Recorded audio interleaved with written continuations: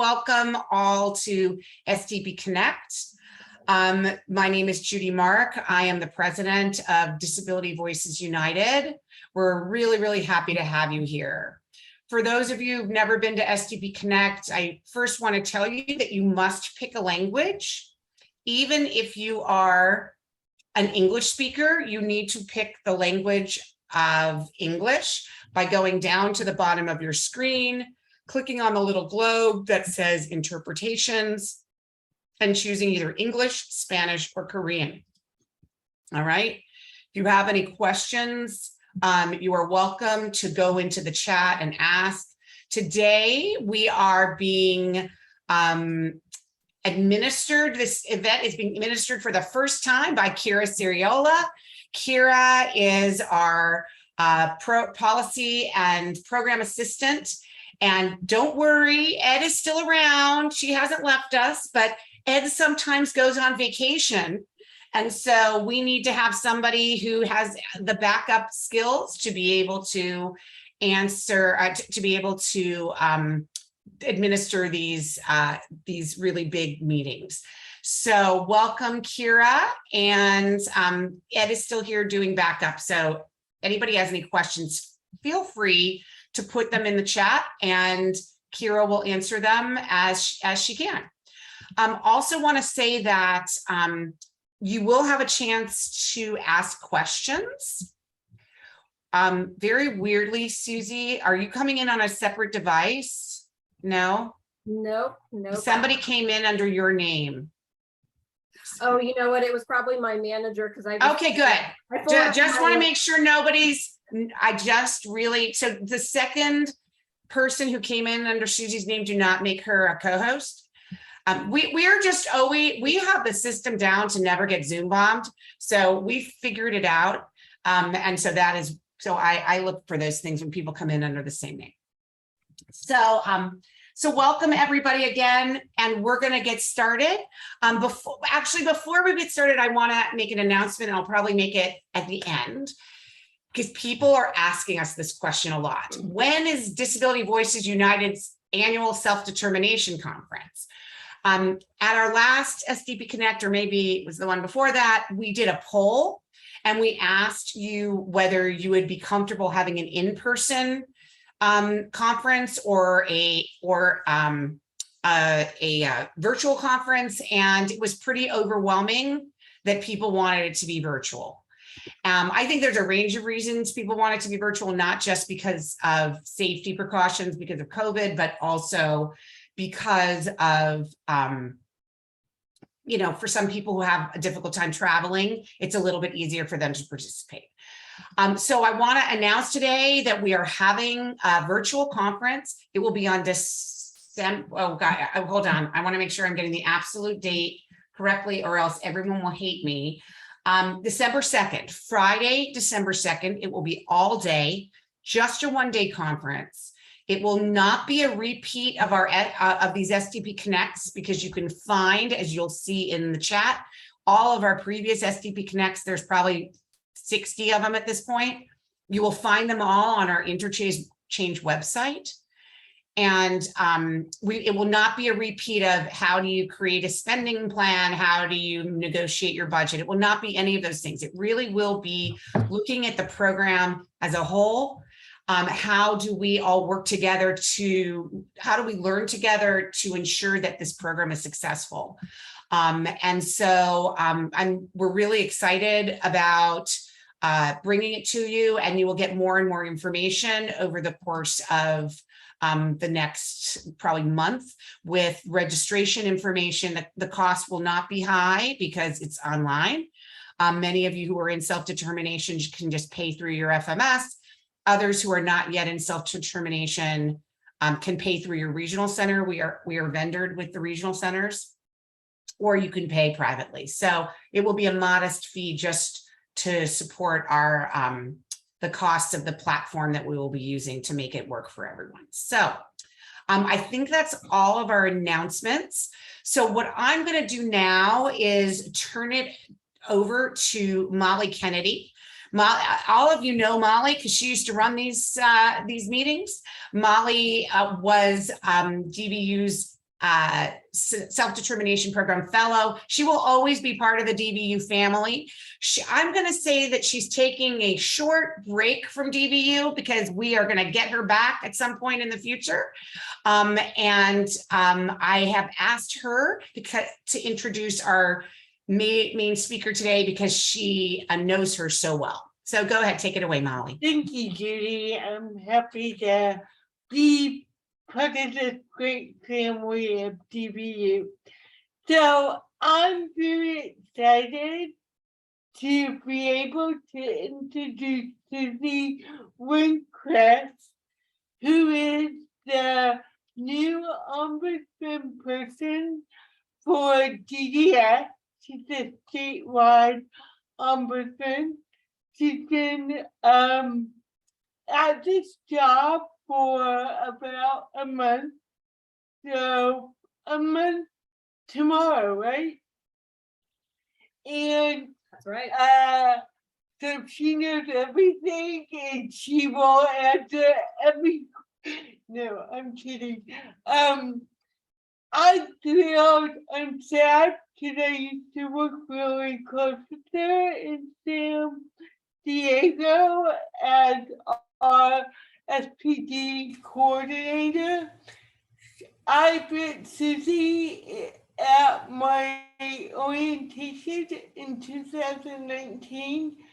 She is a true advocate for self-determination.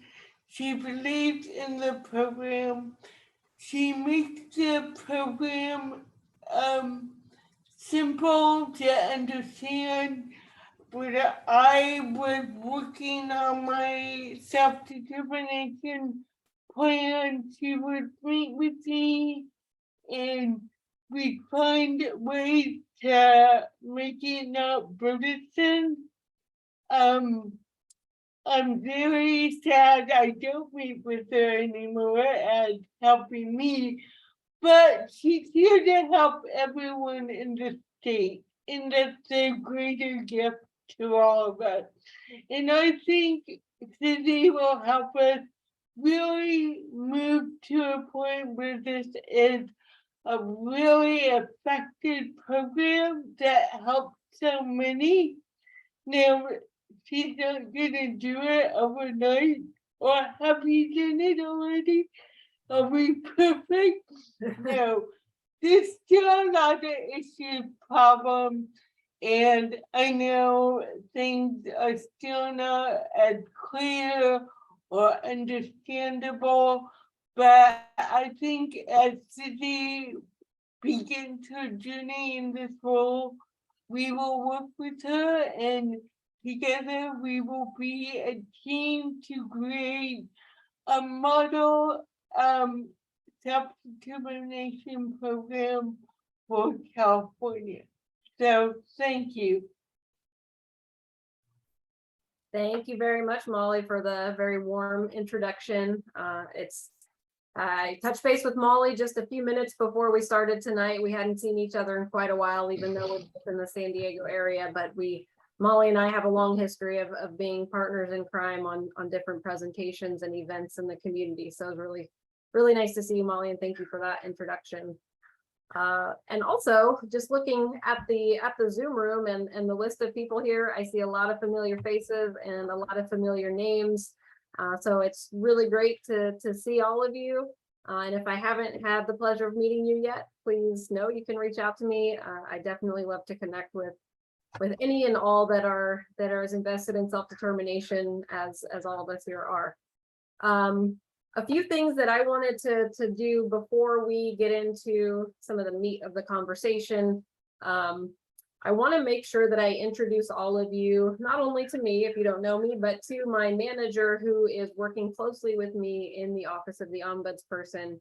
And Cynthia, I'm putting you on the spot sooner rather than later because I know you can't be here with us the whole time. So I just want to make sure that everyone here has a chance to put a face to the name. But just so you guys know, the office of the Ombudsperson, we are now hiring a team, so it will no longer be a one-person show, as I'm sure Katie Hornberger would have liked to see that part come to fruition while she was there. But we are now able to get a team, and the first member of the team that came on board was Cynthia. So I'm going to turn it over to her just to say hi, introduce herself so that you all know who she is and that she's part of the team now.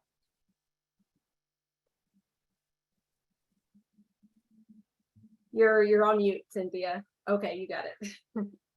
There we go. Thank you, Judy. Hello, everyone. Thank you for the great introduction, Suzy. I see a couple familiar faces, but prior to coming on board, I was with Katie over at Disability Rights California, and I was with DRC since 2006. So I've gotten a good idea as to what's been going on over the years. I'm excited to be a part of the office. You know, there's a lot of work to be done, and we're more than ready to roll up our sleeves and start getting in there. But I just really want to take the time to say thank you for allowing me to come to your group and to meet everyone, and to say thank you. Great, thanks, Cynthia. So Thank Cynthia, you. And I'm sorry to interrupt, Suzy. Kira, do you mind making Cynthia a co-host so that she can mute and unmute at her leisure? Thank you. Great, thanks.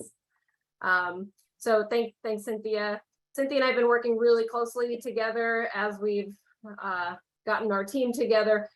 Our team will be expanding. We have 3 more people that will be joining the team, hopefully in the next, well, I know a couple of them will be joining us this month. Holding out hope that within the next 4 or 5 weeks we'll have a full team. So you can look forward to seeing the news on who we bring into the team. And one thing that's going to be really helpful with is managing some of the calls and emails that are coming our way. As some of you who have reached out to us know, we don't always have a live phone number where you can call and somebody's on the other end right away. Once we have that full team hired, there will be a live person at the other end of the phone when you call and you need some help or trying to get some information. So we're really looking forward to being able to open up that communication line for everyone. Okay, so a lot of familiar faces and names. I'm guessing that a lot of you here know what the Ombudsperson is and know what the role of the Ombudsperson is. But for those of you that are newer to it, I thought it might be helpful if I start with a pretty general overview of what exactly is the Ombudsperson. It's not necessarily a word that rolls off the tongue, I know. So let's I'll pull up a presentation and just give you some basics about who we are, why we're here, and what our purpose is, what our role is in self-determination. Just a quick second. I tested it all out before I started, which means it's of course going to work perfect. Sure of it. All right, here we go.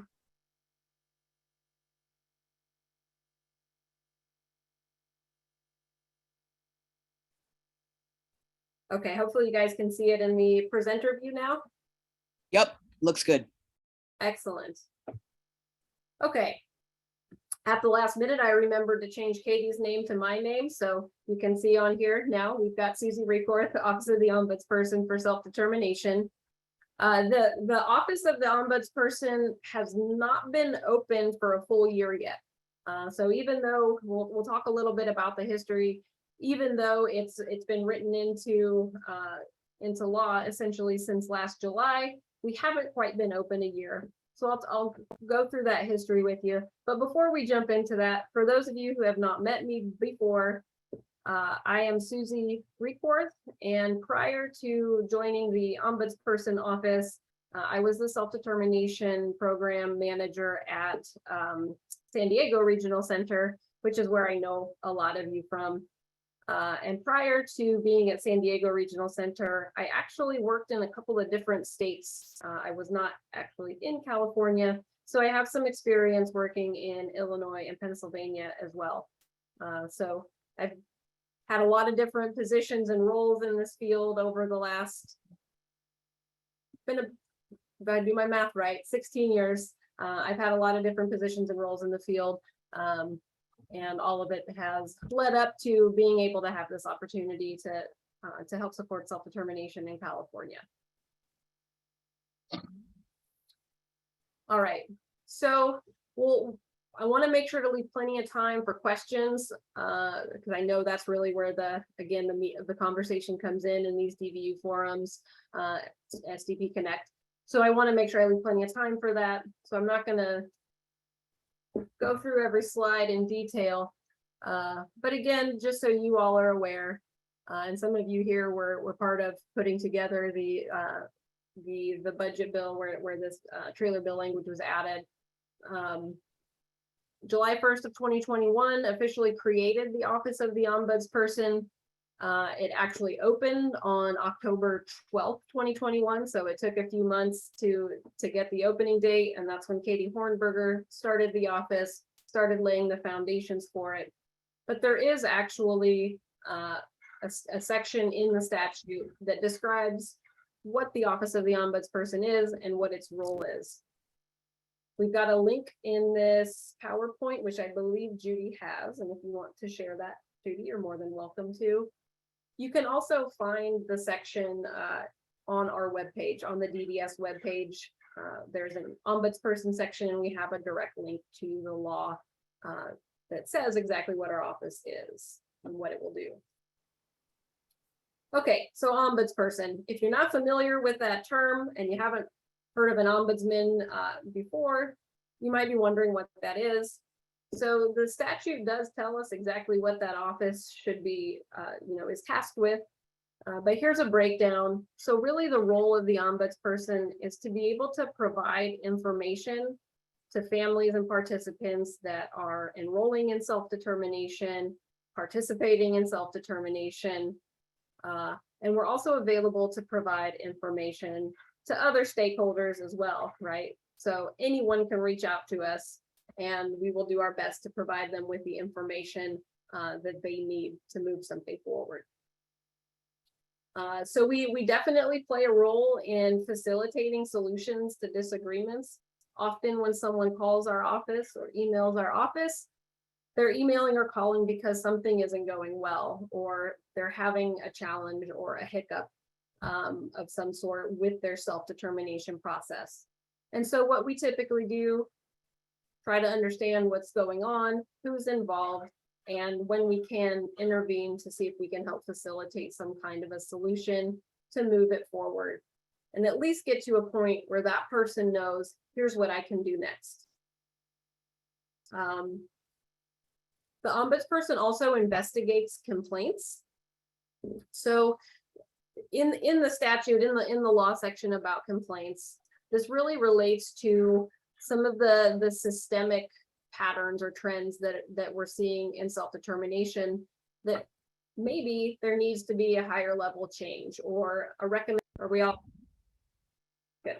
And we need to make a recommendation, or it would be helpful to make a recommendation on how to address a systemic issue. That's when we might do an investigation so that we can figure out what's really going on in these scenarios and try to come up with some larger scale solutions to help make that better. The ombudsperson also reports to the legislature.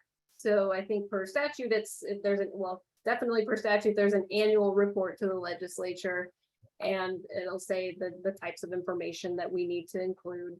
So every year we'll issue a report and it will say, here's how many people reached out to us, and here's the types of issues that they reached out to us about. Here's how many investigations we did, etc. So we're going to be tracking a lot of data. And that's a really big role of the ombudsperson office, is to gather information in the form of data so that we know what's really going on in the state. And we can say, we know here's where, we know here's the issues because we've had 75 calls about this particular thing, or, we've done 5 investigations on this. So we're able to go back to the legislature and provide some real concrete numbers of what's going on. And from that information, then we can make informed recommendations on what would be helpful in moving self-determination forward. And hopefully as a whole, that improves the program for everybody. So some of the things that our office does, we definitely attend stakeholder meetings like this one. So over the next few months, for those of you that participate in your local advisory committees or attend other forums or informational networks or groups that meet regularly, you may see me there, or you may see Cynthia at one of those meetings to share information about what our office does, and to also try to get feedback from the community about what's going well, what's not going well, and how as an office can we be supportive to the community in making improvements. We definitely spend a significant amount of time working with people on individual matters. Again, a lot of the calls that come in, people are calling because something's going on in their life. So we definitely do what we can to help find resolutions when there's a disagreement at an individual level. Talked about the investigation of systemic matters component. But really all things that we're really doing it because ultimately we want to see self-determination be successful. So that's always our bottom line, is what can we as an office do to help self-determination, to make sure that it remains a sustainable option for people in the state of California that are utilizing regional center services. What do we need to do, or what can we recommend to make sure it's a strong program that has support and that is accessible to everyone, so to all communities, all demographics. There are some things that the ombudsperson does not do. So we do not decide disputes in favor of one party or another. So it's very common, again, to reach out to the ombudsperson office, and we encourage people to do so when there's an issue or when something isn't going well. At the same time, what we're not going to do is come into the scenario and say, here's who's right, here's who's not right, or here's what this person should do and here's what this person should do. But what we do instead is try to facilitate a resolution that all parties are on board with. We also don't overturn any judicial decisions or make any recommendations to a court. So we're not legal representation in any fashion. Some of our primary objectives in the office are to increase the number of people that are in self-determination. So making sure that anyone who would like to switch to self-determination from traditional services is able to do so, and they're able to do so efficiently, meaning we're reducing the amount of time it takes to enter self-determination, and that as we help people get into the program and help that process move efficiently, that we're recommending policy changes that can continue those goals. Ultimately, we would like to have satisfaction surveys sent out to all callers of the office. So that's something to be on the lookout for as we get our team together and we start making some forward movement on these objectives. And for anyone who's wondering, well, how do I make that phone call, or how do I reach out to your office? You can go to our website. It's fairly easy to find on the DDS self-determination page if you're familiar with it. But if you get yourself to the self-determination page, you'll see a link to the ombudsperson page. Otherwise, I do have the email address posted on the screen right now, sdp.ombudsperson@dds.ca.gov. You send an email there, I'll see it, Cynthia will see it, some of our team members will see it once they get started. So that's the best way to make sure that it gets to a person who's going to be able to reach out to you and try to help resolve what you have going on. And we also have the phone number here, which is also on the website. Right now, if you call that number, it will direct you to a voicemail box, and you'll leave a voicemail, which then will be available to myself and Cynthia and our team coming in. But in the very near future, we're hoping to have that phone line have a live person on the other end. So stay tuned, because we'll make sure that we publicize that so that people know. All right. So put a whole lot of information out there for you about Ombudsperson. But now I'll stop sharing my screen and open it up to questions and hopefully be able to get some feedback from all of you about what you want to see from the Ombudsperson office as we move forward with building our team. Thank you so much for that great presentation. I want to tell everybody how you can ask questions of the Ombudsperson. You could do it by typing your question in the chat, and Kira will be reading those questions. You can also private message Kira if you want to have your question read anonymously. You also can use the raise hand feature by going down to the bottom of your screen, clicking on reactions, and then clicking raise hand, okay? And we will unmute you when you have a question.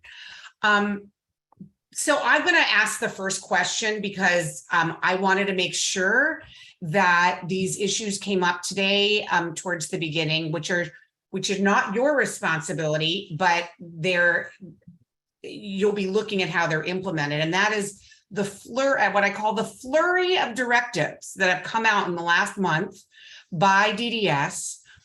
One of which we're very, very pleased with, that allows that requires the regional center to pay for the FMS fees outside of the individual budget and outside of the spending plan. We have spoken at our previous SDP Connects about it, but I'm seeing sort of a haphazard approach to implementation at various regional centers, and it is unclear how that is going to get implemented in a consistent way.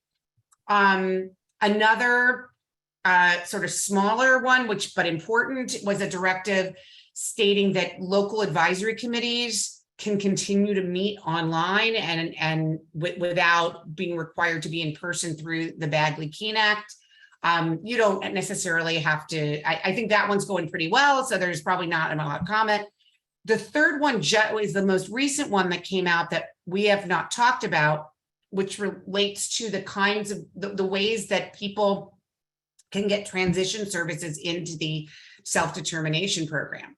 And it changes things pretty substantially. And so I'm wondering if you could talk about that and sort of your impression of it and how you think that's going to end up working. So why don't we start, Suzy, with at least the first one, which is the implementation of the directive related to paying for the FMS outside of the individual budget. Yeah, sure. And definitely there has been a flurry of directives. So there's a lot to talk about right now. So in general, the feedback that I've heard from the community is people are pleased that those FMS fees are going to be moving outside of the budget. And at the same time, also, I've heard from people, they're concerned about what does that actually look like? How is it actually going to work? What is my regional center going to do to make that happen? What can I expect? So, I think in the same vein, in the same that we see with other directives that have come out, there's two components to it. There's the general idea and intention behind the directive, and then there's the actual, what does this look like in my life component of it? How is this actually going to work? And so there's definitely been a lot of anxiety about the how is it going to work. And I think on the end of our office, what I hope that we can do as a team is, when people reach out to us and say, hey, what does this mean? We can definitely be a liaison and reach out to regional centers and say, hey, how are you guys doing this? And try to facilitate that conversation and make sure that the communication line is open as much as possible. I think it is going to take a little bit of time for there to be some resolution in terms of what does this look like for me and my budget and my FMS fees. I don't think it's something that will be resolved overnight, which I think is frustrating because you see this great news. I'm no longer responsible for the FMS fees, and it can be frustrating to then say, but hang on, wait until we figure out how to do it, right? We all know that frustration. But the truth of it is that some of those things do take a little bit of time to figure out. And so on our end, that's what we really want to do, is just facilitate the conversation and the communication line between families and regional centers when we can. So do you have a sense that, I'm just going to ask one more follow-up to that, and then we can go to the transition supports. So if someone is waiting to get the FMS fees added back into their budget, is it going to go back to July 1st? So let's say DDS figures out and explains to the regional centers how to do this, and it's not until October that this happens. Are they going to go back to July 1st and add those monthly fees in, or is it just going to start on October 1st? Mm-hmm.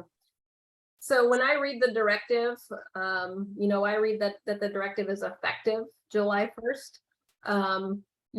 How that gets put into action by one regional center to another, I think is, I can't speak to what each one of them is going to do, but when I read it, I see July 1st as, the effective date of it. So I, would come back to that in the conversation.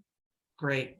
Thanks, Suzy. All right, so moving on to the directive around transition supports. Why don't you start by explaining it? I know it's somewhat complicated, but if you could explain it and then sort of talk about how you think it's going to end up working for folks.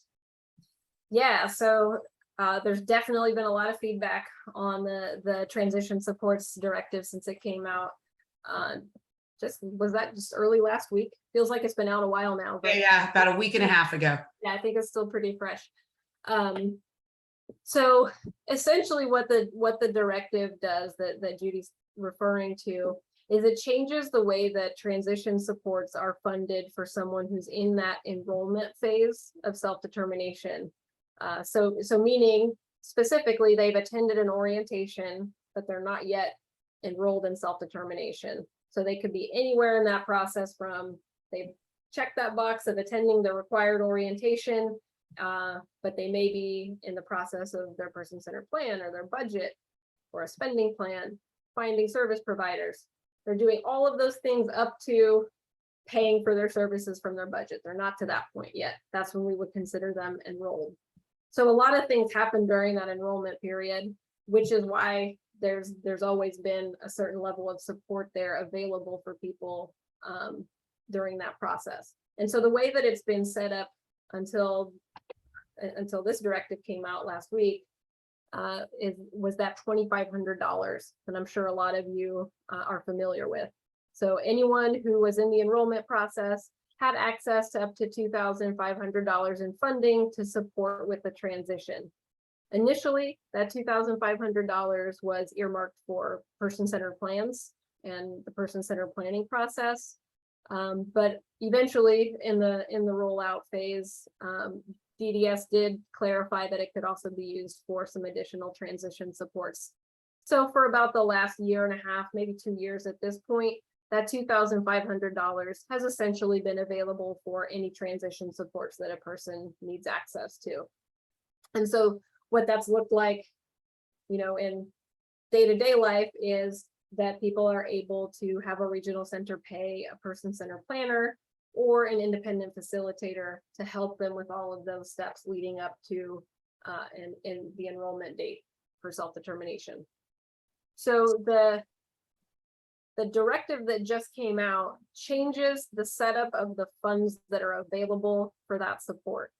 So instead of $2,500 encompassing everything, lump sum of money that's available, it's what some people refer to as unbundled, meaning that it's no longer all in one clump. Now it's separated out into what money is available for what type of supports. So the directive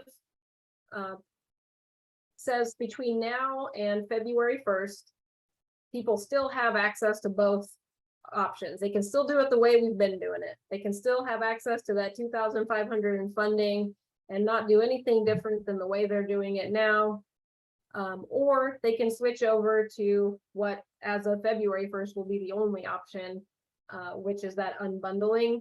And so for anyone selecting that option, or anyone after February 1st, instead of the $2,500, there's $1,000 that's available for funding to complete a person-centered plan specifically. And then there's, in addition to that, so separate from that, there's 40 hours of up to 40 hours of support available to be funded by the regional center to help with other transition supports. And those could be those general supports, like the ones that I know there's a lot of independent facilitators in this forum now, so that you all are doing currently. So those would be considered those general transition supports, but it also designates that those hours can be used to pay an FMS provider prior to enrollment for some of those things the FMS providers are doing as someone prepares to enter self-determination. So instead of one lump sum of $2,500, there's now $1,000 for person-centered planning only, and then 40 hours, up to 40 hours of support for general transition and FMS supports. The rate that can be billed for that 40 hours is set by the department. And so I know that some of you have seen that info, seen the chart that's on the DDS website. So it is by regional center. I would say, I don't have it in front of me right this minute, but I think it's roughly $50 an hour, depending on the regional center. So between $45 and $55 an hour, depending on the regional center. But those rates are set by the department, which is different from how it's been up to this point, where the rates were not set by the department. They were negotiated between the future participant, and that person-centered planner or independent facilitator. Now it would be a set rate within a 40-hour cap. Did I explain that? Is that what you were asking me to explain, Judy? Yes. Okay. Yeah. So obviously that's a lot more complicated than it's, than it was before. I have heard folks say that it is I've heard independent facilitators have a lot of concerns about it. And so folks who are independent facilitators are welcome to put their concerns in the chat, so that, remember, Suzy's here for the whole program. I mean, she's ultimately responsible for concerns from self-advocates and family members, but it is independent facilitators are a very important piece of this. And if you have concerns, you should express them here, or you can express them by sending emails to Suzy and sending emails to the director of DDS, which is probably who has a lot more power on this, I think, than Suzy does. Suzy cannot write directives, but she can give feedback on her concerns about them, or the concerns she is hearing about them, and make recommendations. Part of the responsibility of the ombudsperson is to make recommendations for policies to DDS, and may want to go in to ensure that any kind of directive doesn't have any unintended consequences. And the more feedback that our office receives, the more informed I'm going to be when I make recommendations to the department. So all feedback is welcome, and I always encourage people to tell me what are you thinking, what are you feeling, what are you experiencing in your day-to-day life because of this. Thanks, Suzy. I'm gonna move to Connie and Harvey Lathan, who I don't know if you know them, Suzy, but they are the inspiration and perspiration for the self-determination law. So they always get to ask the first question at every STB Connect. So go ahead, Connie and Harvey. Well, I think I'm going to start off. Suzy, thank you for being there. Our hopes and prayers are with you. I get first, I'm sure you're familiar with the State Advisory Committee, and they came up with a list. I'll go back. I practiced dentistry for well over 50 years, and I was big on prevention. I would love if you would review the barriers that came up and went to the department, that it'd be a great thing to sit down and negotiate directives from the department to deal with those barriers, because that in itself would help immensely. But I want to welcome you, and the genie's out of the bottle. So I'm next. Welcome, Suzy, and I really like the way you explain things, because one of my passions, and it's all our passions, is that things are explained simply, in plain language that we can understand. So we have a son who has severe autism and other disabilities, and he's 54, so we've been around the block a long time. And I'm going to ask you the hard question. How do you speak truth to power? I mean, we know who's your boss, we know who pays your bills, and we know that you don't have all the power in the world. We are hoping you do, of course, and we will help you in any way to get the message across. But the one thing I always feel I have to say is that even the most experienced people can have a lot of fear. You're going to be our safety net against fear. It's very hard to criticize and not feel that maybe you will get retaliation. And so we want very much for you to challenge the system. I mean, there is a right and wrong. There is a law. There are procedures that are correct. And with 21 regional centers, there's always 21 ways, and that isn't exactly fair. So I'm asking for timelines. We're asking for timelines. And it would be great if you could say, Jay, you know, the first month I'm going to really try to do this, and maybe the second month I'm going to try to do that. But the most important thing is, and I don't think I need to tell you, I feel it in your attitude, is that you understand that fear. And so some of us sometimes can't really project what our important needs are. And self-determination is about who's in charge. And I think the paradigm shift has been very hard for everybody. And it shouldn't be. Mhm. It's choice and freedom.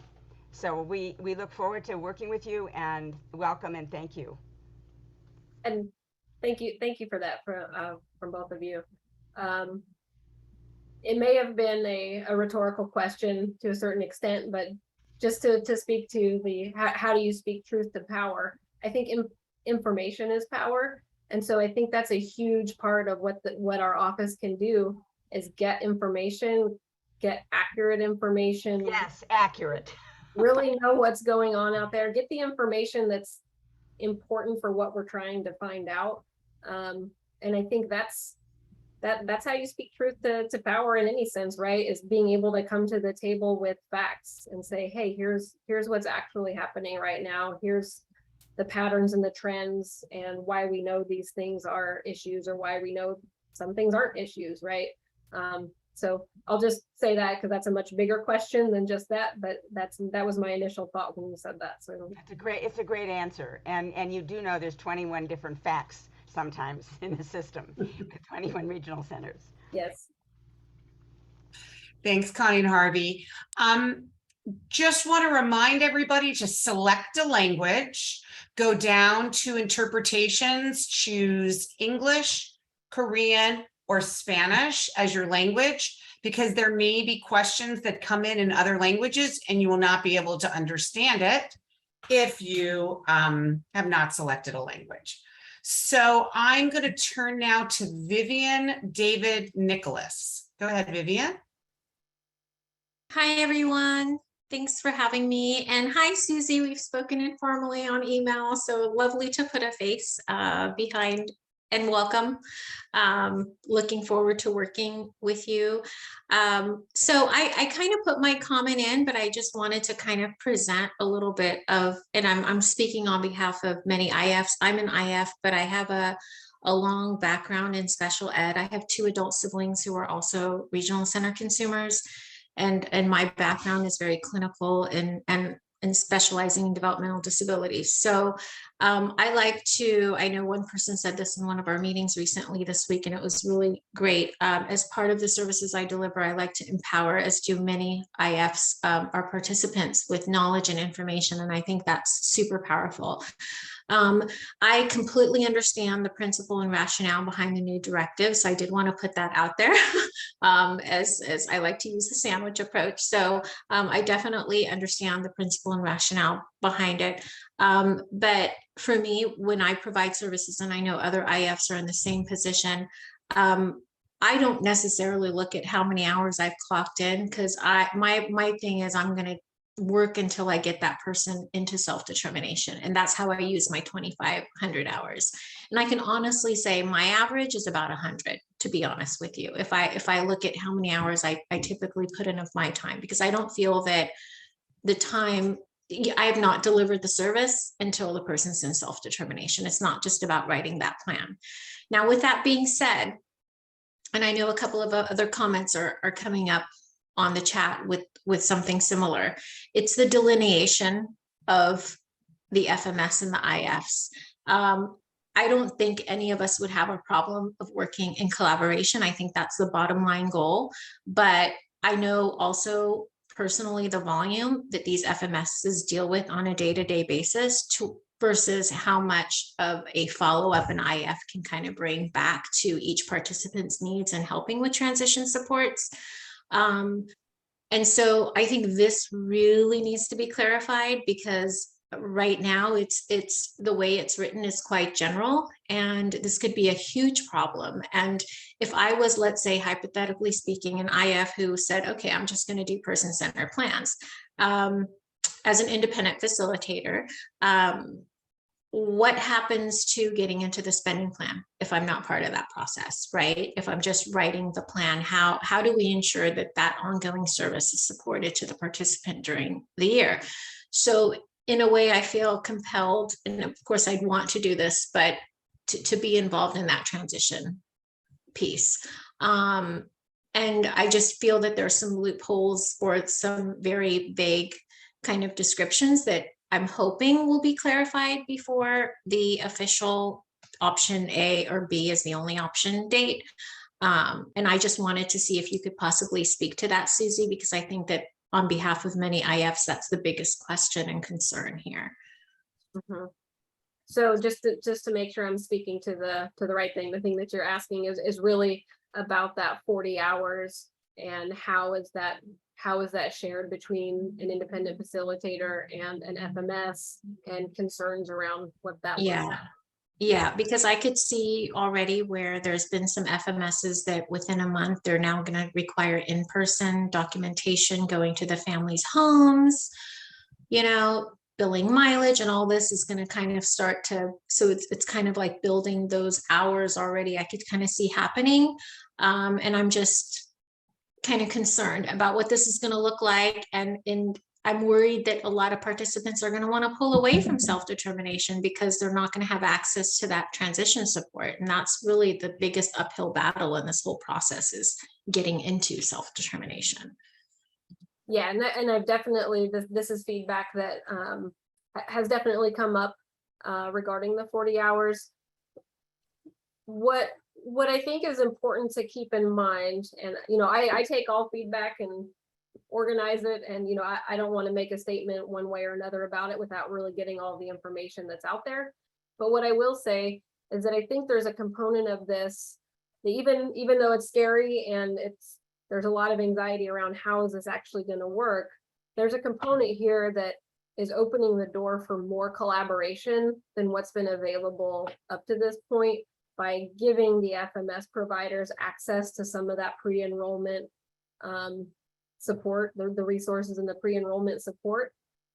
Yes, it's scary when we don't know what that's going to look like, and especially if we're seeing what I'm hearing from a lot of people, seeing that potential for it to go in a direction that doesn't work, or that isn't good for the success of self-determination altogether.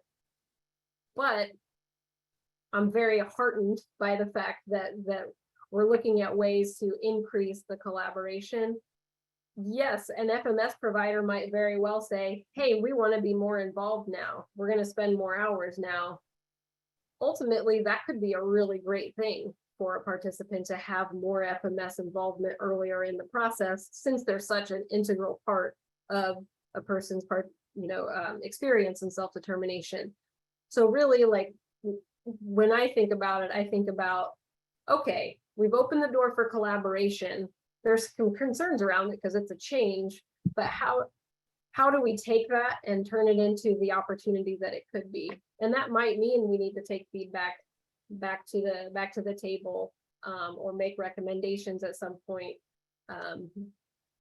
But I guess I don't want to lose sight of the opportunity that's also wrapped up in that 40 hours. Yeah, I mean, just to add to that, I agree that it's great that there can be additional hours and additional funding. I have a lot of worries that the vendorship process for the IFs is going to be a nightmare. DVU is a vendor of regional centers just to do our tiny little conference. Like, well, it's a big conference, but still, just for a conference. We don't provide any direct services. And the amount of red tape and paperwork and crap that we have to go through to become a vendor at all 21 regional centers is horrific. And one regional center, I'll name it, Regional Center of Orange County, requires people to have a right to have, they all require liability insurance, which is going to be a huge barrier for small IFs, independent IFs. But Regional Center of Orange County requires an additional rider of the liability insurance for sexual assault and sexual harassment, which, by the way, can cost $2,000 additional. So if I were an IF, I would say, you know what? It's not worth it. I don't want to spend all that money on the liability. I'll just do the person-centered planning and I'll forget about the vendorship piece. And I really fear that we're going to lose a lot of IFs and that people will have less choice. There will be fewer options. You combine that with the lower rates that most people will be getting, because most people are charging much more than $50 an hour. I fear that we're going to be facing come next year a giant shortage in IFs that will put this program into an additional crisis more than what it is.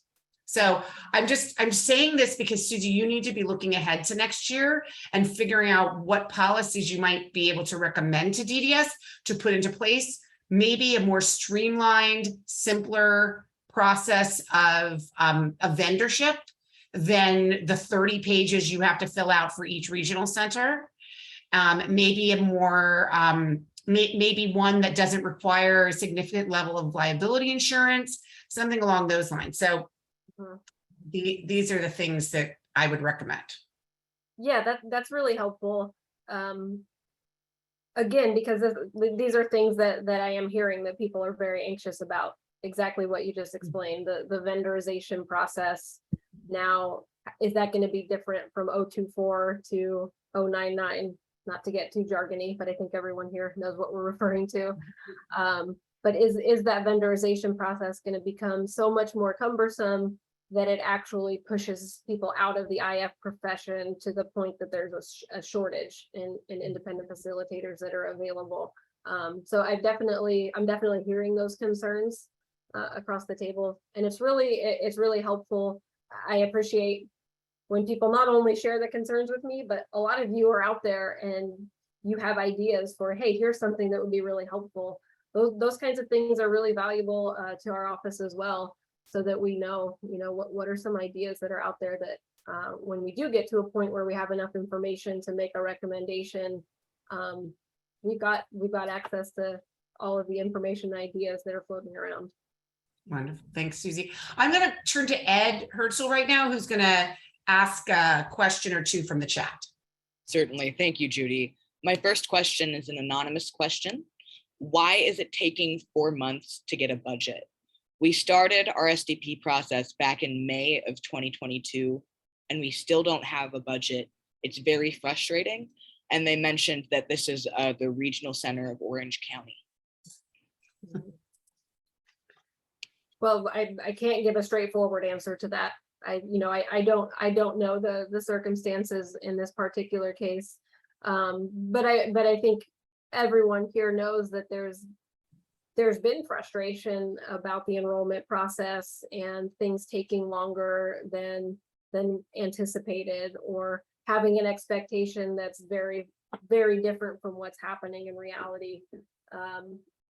And again, I keep harping on this, but I think it comes back to, on our end, the more we know about exactly what that is, it's taking 4 months to get a budget.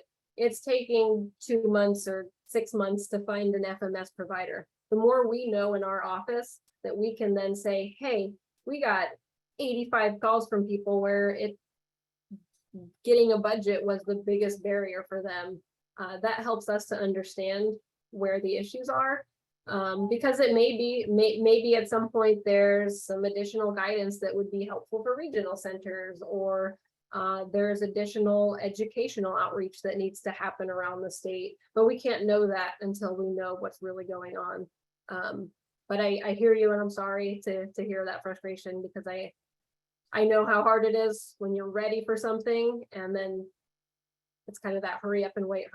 So I hear what you're saying, and I know there's a lot of frustration about the timelines. One more question, go ahead, Ed, and then I'm going to turn to Fernando. Certainly, absolutely. Debbie asks, I noticed that Suzy is referring to the work of the Ombudsperson relative to the self-determination program. I thought that the position or program was changed to include traditional services as well. Can you comment on that? Thank you. Yeah, great question. So there is now a Lanterman Ombudsperson, I think is what they're referring to it as, that will be coming into its own in this upcoming year, but it's still separate from the self-determination Ombudsperson office. So they're two separate things. But so they're not merging, I guess, is the answer to that, is that the office of the self-determination Ombudsperson is staying as it is, as its own entity. So I want to add to that, because since DVU is one of the organizations that created the SDP Ombudsperson, I want to just talk a second about the difference between the role of the self-determination program ombudsperson, and I had never heard this term, Lanterman Ombudsperson. I didn't know that's what they were calling it. But that was, I could be wrong. I think it's some sort of general term for yeah. Yeah. You have more of an insight than I do.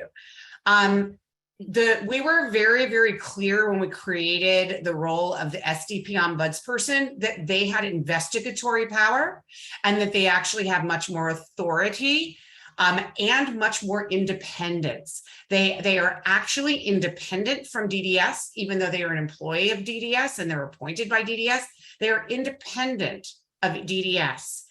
The newly created ombudspersons, and there's actually a whole bunch of them that there's going to be around different issues. There will be one for earliest start and one for transition, and those folks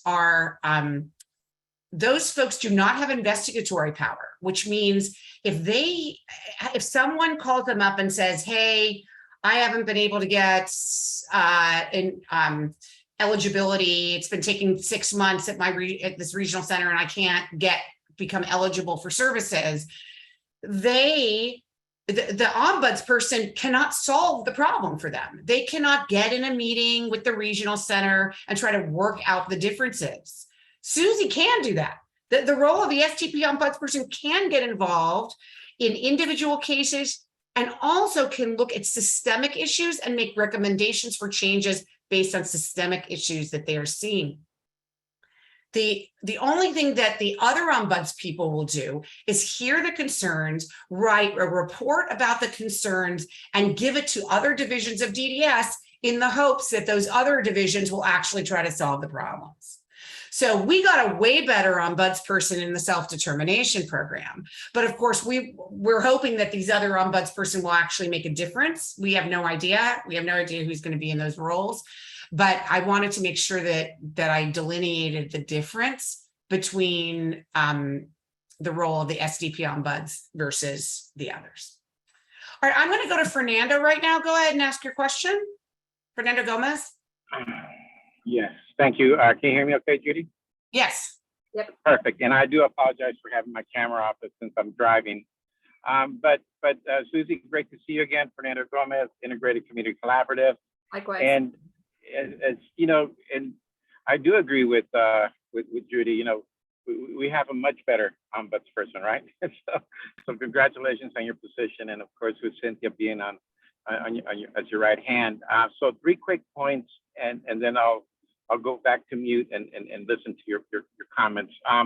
in regard to the discussion on the IF and the hours and the support and so forth, I think one thing that would be helpful when it comes to if you're going to be vendored at each of the 21 regional centers, if you can fill out what they call a master agreement that would then qualify you with all of the criteria to be vendored at all 21, instead of having to go 21 in each and every one of them, because that is it's a monster of a process and not practical.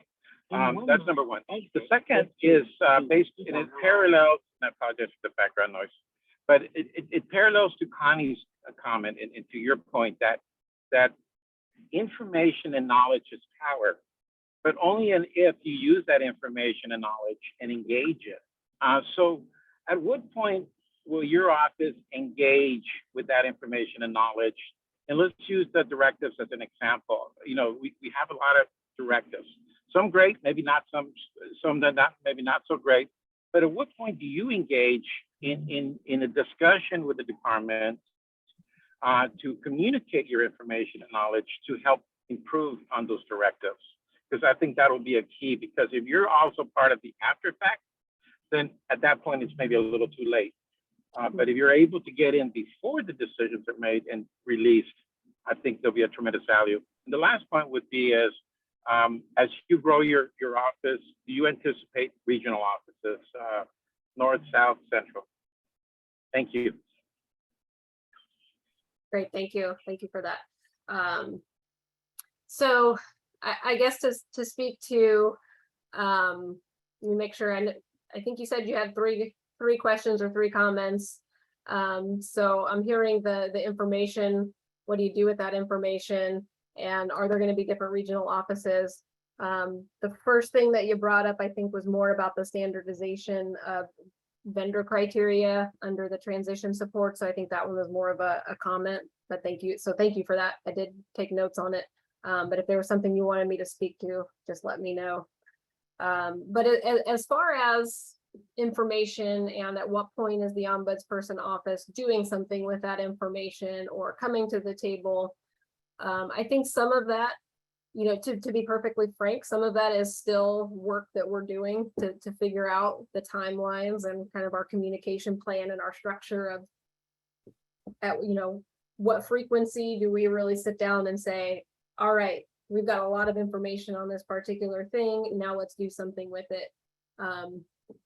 But what I will say is that one thing that's been very important to me at the onset of this position is to create really strong communication networks with not only stakeholder groups like this one, or local advisory committees and regional centers, et cetera, all the different stakeholder groups around the state, but also creating strong networks with the other departments within DDS so that I have the opportunity to sit down with all of the different players within the DDS field as well, to share my concerns or to share feedback or to say, hey, I'm here and ready to provide feedback or be part of the conversation on this issue or that issue.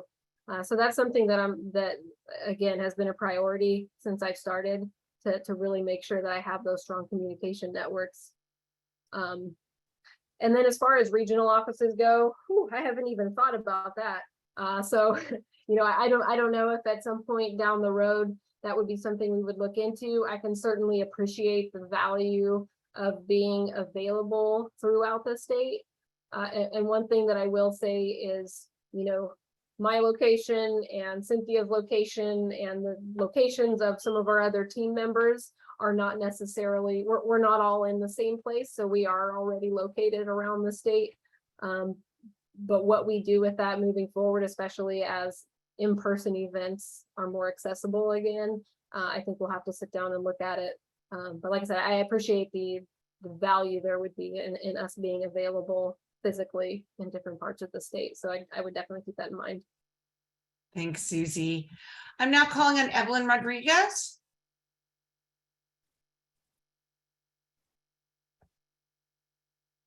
Hola, buenas tardes. Disculpe, no poniendo mi cámara, estoy en la comunidad.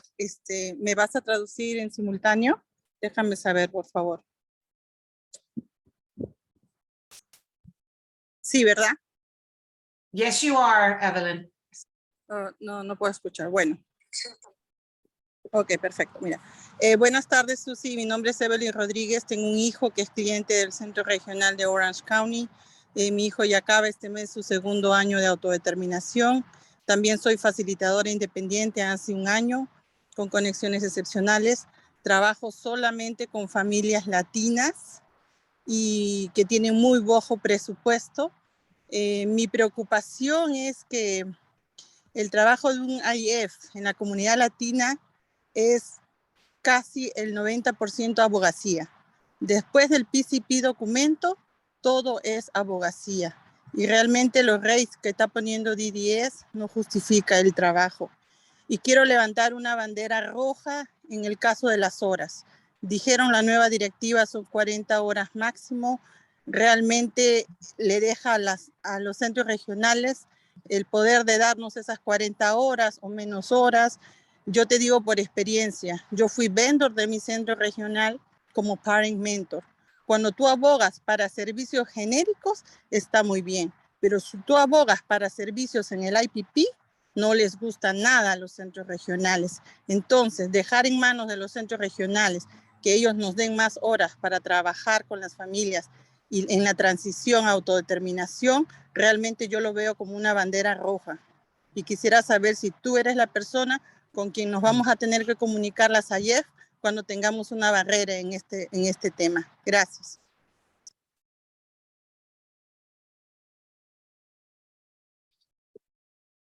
Thank you for that question. So short answer is yes, absolutely.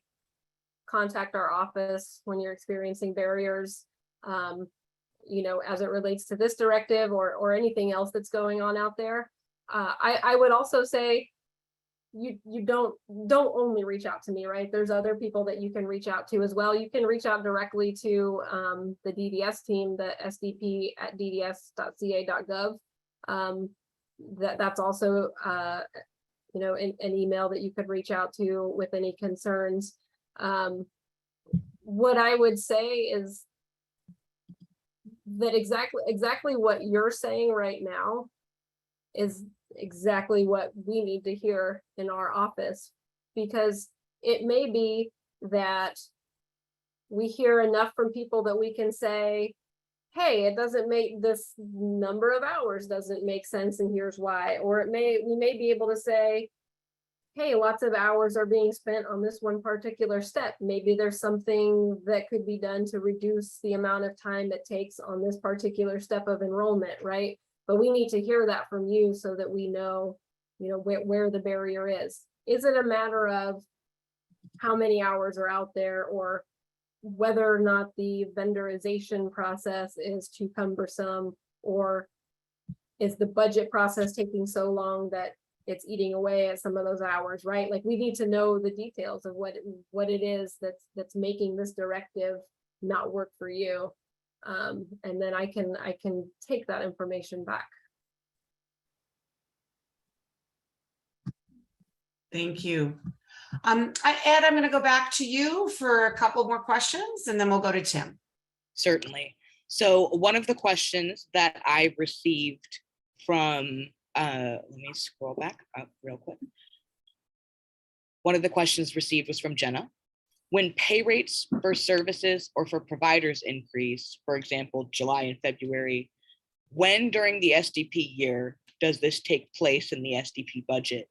Is it the month of the IPP or effective immediately as released by DDS? Mm-hmm.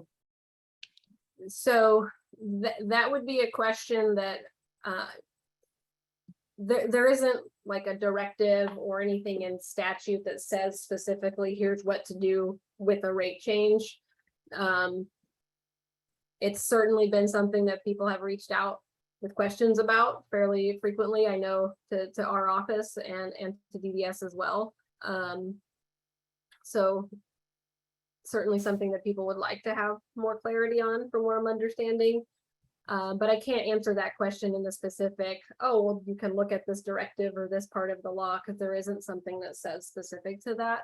But what I would always encourage someone to do is to request a meeting with your regional center team and explain like, here's the situation that I'm experiencing and why this rate increase is affecting me, or this rate change is affecting me, and open that conversation up so that the regional center can navigate that with you.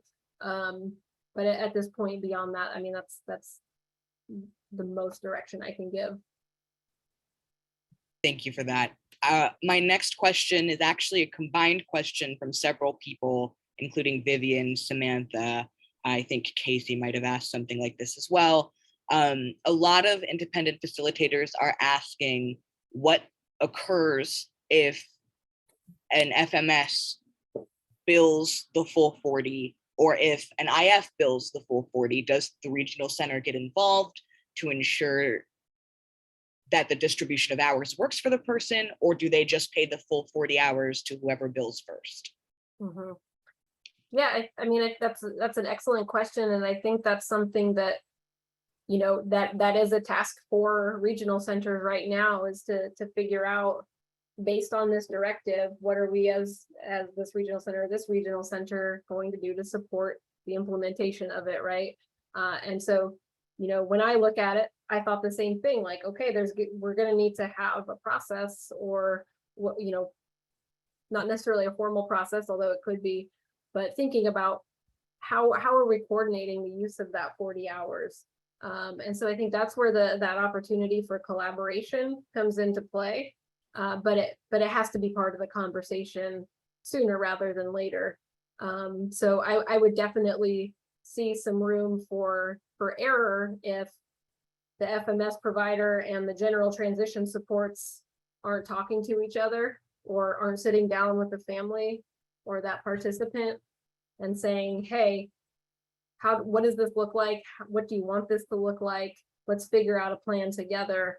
But, you know, I think that's something that regional centers, I would guess, are probably talking about how to facilitate that.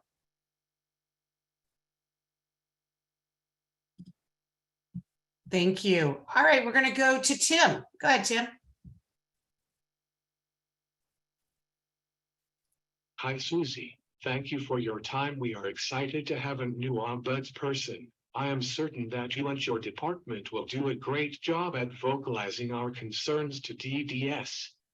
As a participant in the program, many of us haven't seen a rate increase with our budget, while vendors under the traditional system already gotten their rate increase. I feel that this is not right at all, because as a participant in the program, we are stuck in time with our budget. How do you see that panning out?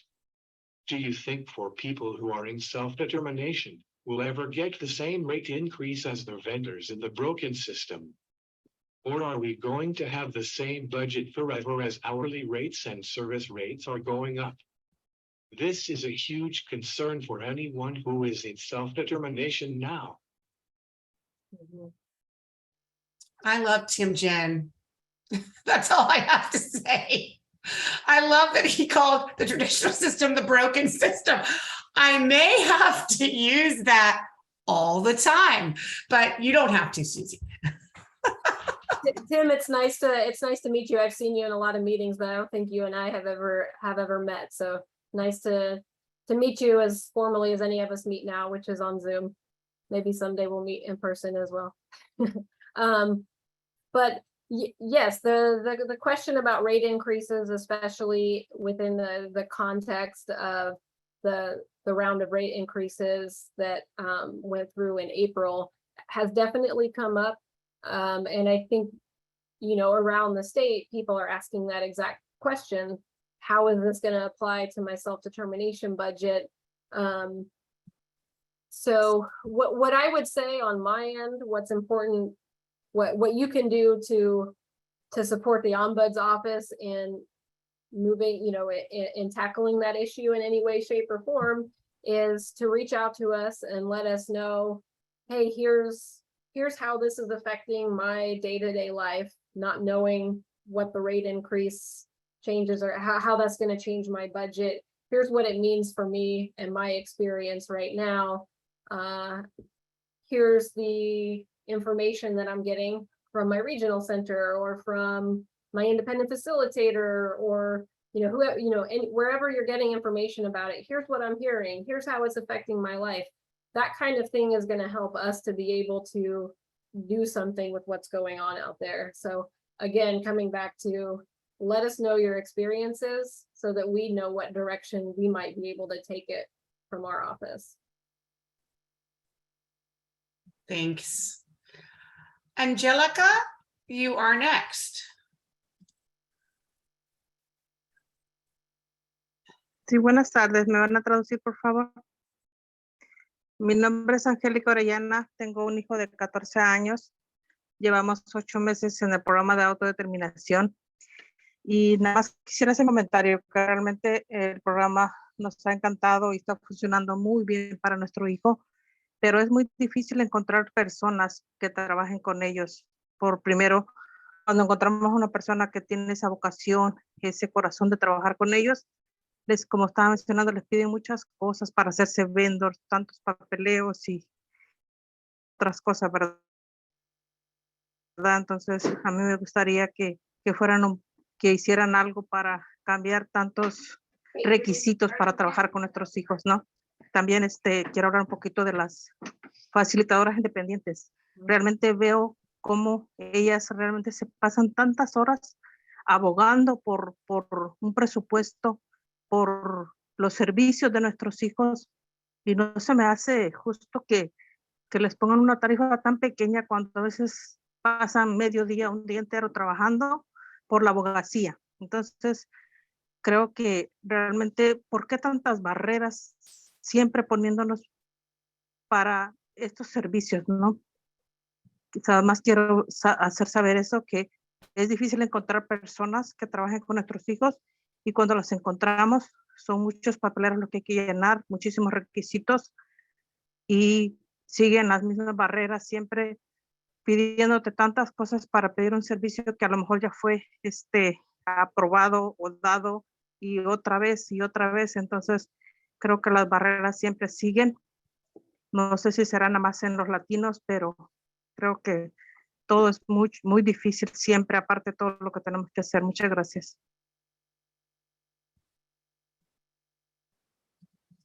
Great, thank you for that comment. I think that's so important for all of us to be cognizant of. Anytime that,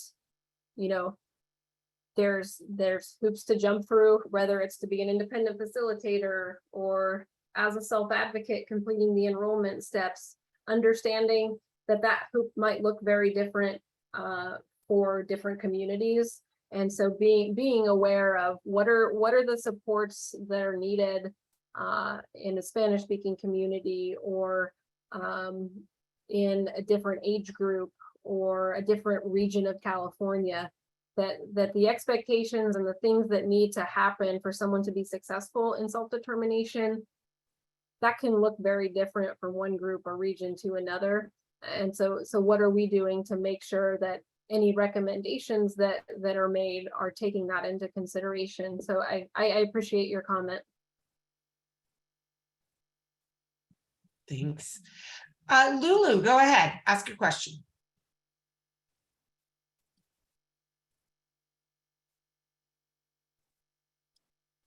Lulu, can you unmute?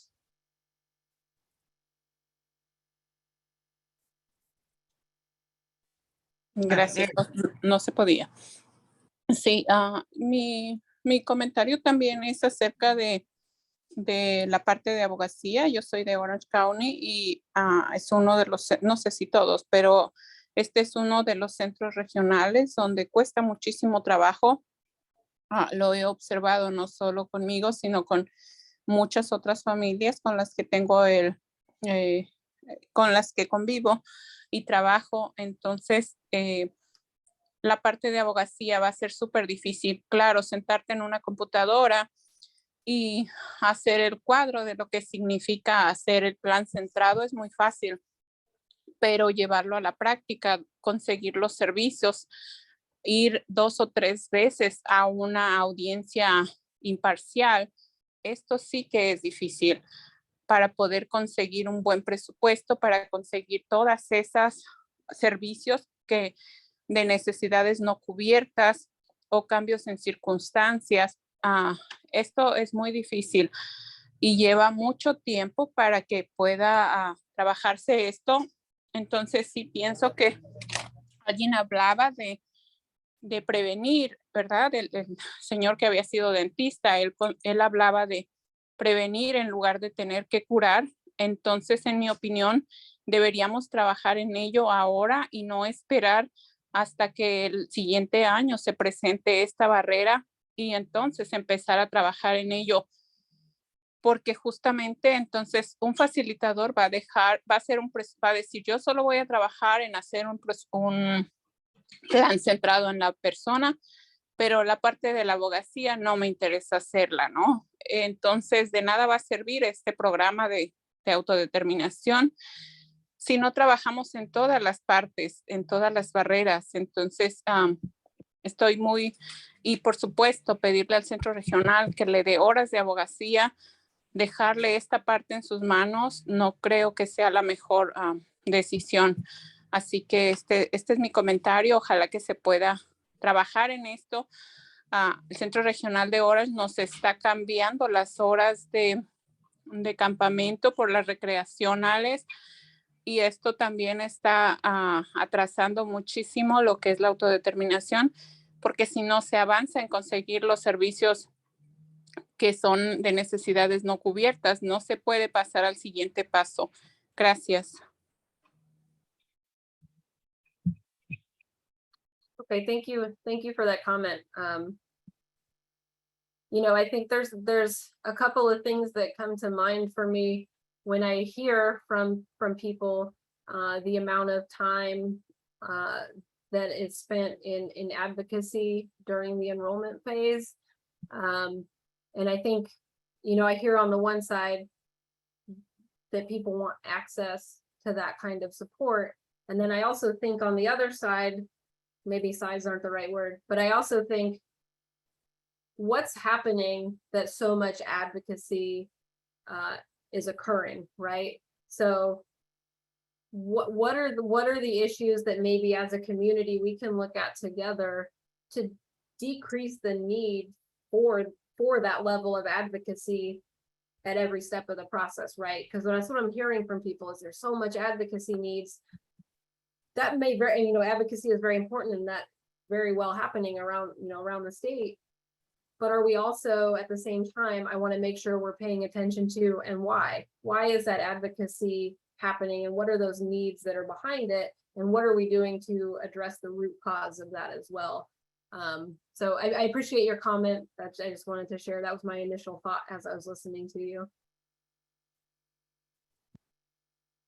Yeah, you know, I continue to hear issues at particular regional centers that are worse than others. And we can also see in the numbers when you get the data of how many people are in the self-determination program that I would really support special attention being paid to those regional centers where there are significant problems getting people in.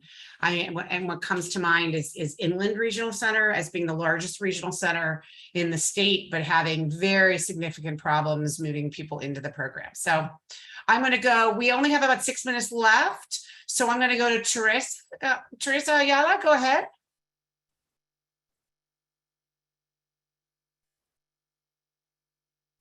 Can you unmute? Sí, buenas tardes. Bueno, yo quería tocar un punto que no se ha tocado hasta ahorita. Hay un problema con los vendors que están actuales. Los vendors, cuando las familias se transfieren a la autodeterminación, están subiendo las tarifas exorbitantemente hasta un 50%. Y la excusa de ello es de que ellos tienen contratos con los centros regionales de, digamos, de 7 años y ellos están como asumiendo pérdidas de aumentos de salario en estos 7 años y ellos ahorita van a aprovechar la oportunidad de hacer un nuevo contrato con las familias aumentando hasta un 50%. Y esa es una de las experiencias que tengo hasta ahorita que me parece demasiado crucial. Gracias. Okay. Yeah, thank you for that feedback. I think, you know, that's part of the challenge too, is making sure that we're maintaining that as a system, that we're preserving the freedom and authority principles of self-determination, and at the same time putting, I'm trying to think of the right word for it, but also not just throwing caution to the wind and saying we're not going to intervene if we see instances where maybe there's someone being taken advantage of. So finding that balance, and I think that's a hard balance to find. But thank you for the feedback on those concerns. I appreciate it. Great. Casey, you may be our last question. Let's see. Can you unmute? Hold on, try it. Okay, there you go. Oh, shoot, I just muted you accidentally because somebody else clicked on ask to unmute. Go ahead, try it again, Casey. There we go. We got it. Yay. Hi, Judy, and hi, Suzy. It's great to see both of you. So as an independent facilitator, I feel like, I guess my question would be this. Advocacy is needed, Suzy, because to the families, to the parents, Regional Center's favorite word is no. This is how the parents actually feel. I'm representing the parents. I am one.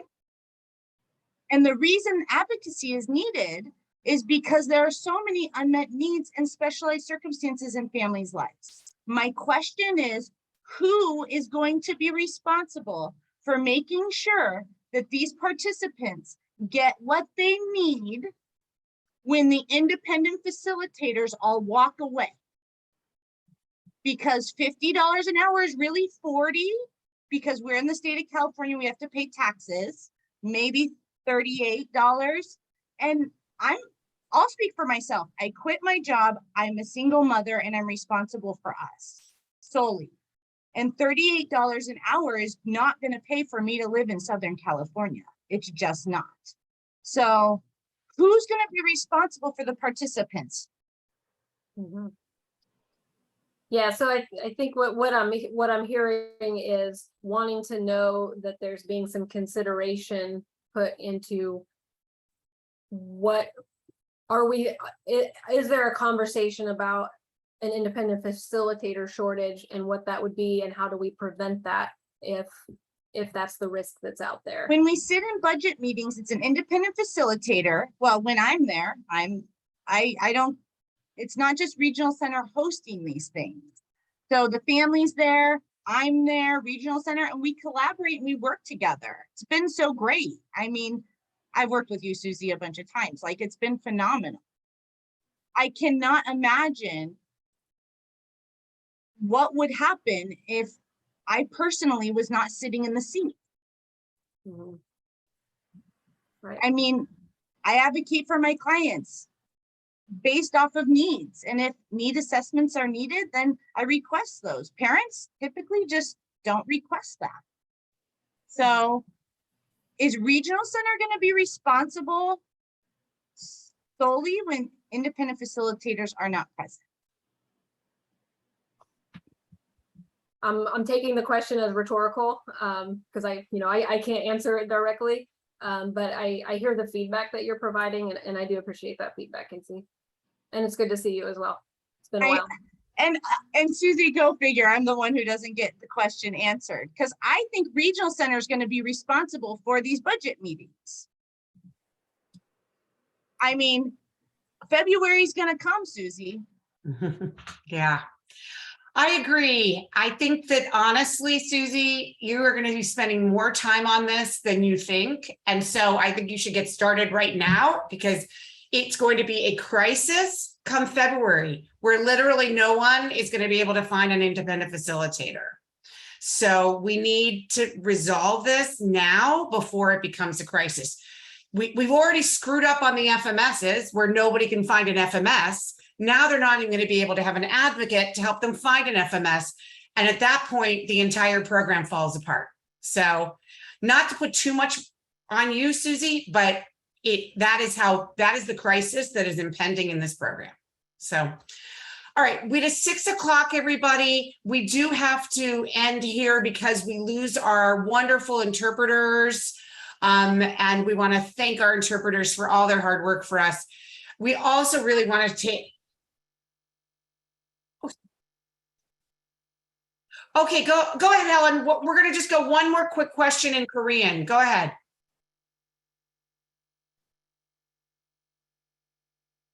No, you can go ahead and, just because of the time, go ahead and ask it in English.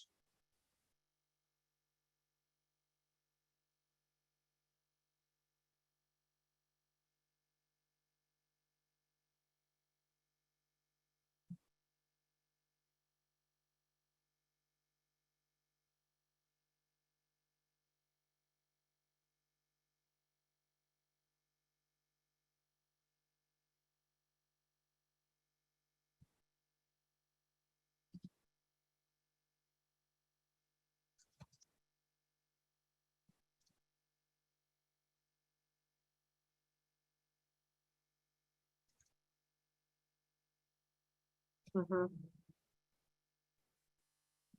Yeah, that's a great question, one that has come up. What I will say is that what regional centers ultimately have a responsibility to do is whatever number they certify in the budget, they're certifying that they would have expected to make that expenditure regardless of whether or not somebody was in self-determination. How regional centers go about doing that can differ from one to another. And it's, without knowing more about the specifics of this scenario, I can't speak to it. But a question that I would have is that where this is stemming from for that regional center? And this might actually be if this mom, I think you said it was a mom, if she would like to reach out to me directly, we could try to help navigate getting her some more information on that, or trying to figure out what's going on there. Thank you, Suzy. And thank you, Suzy Requarth, for joining us today. You have a lot on your plate. We appreciate you being an advocate for the self-determination program, because you're not just an advocate for us, you're an advocate for the entire program, which means there's a lot of challenges ahead. And so I'd like to extend an invitation for you to join us maybe quarterly or more than once a year, because I think hopefully you'll learn a lot instead of one fell swoop, here, instead of having to take individual calls. So you'll hear the trend. So thank you, Suzy, for joining us. Thank you, all of you. Wait, before we go, I just want to tell everybody that next week we are not having an SDP Connect, but that at this exact time, we are having the auditors, the state auditors, present their recent audit on the DD system, showing that DDS has not done a good job of providing oversight of and ensuring that people with disabilities are getting the services they need. So please join us. It's a separate registration. Get on our mailing list so that you can definitely register for it. Thank you to everyone, and we look forward to seeing you next week. Thank you, Suzy. Thanks, everybody. Bye-bye. Bye.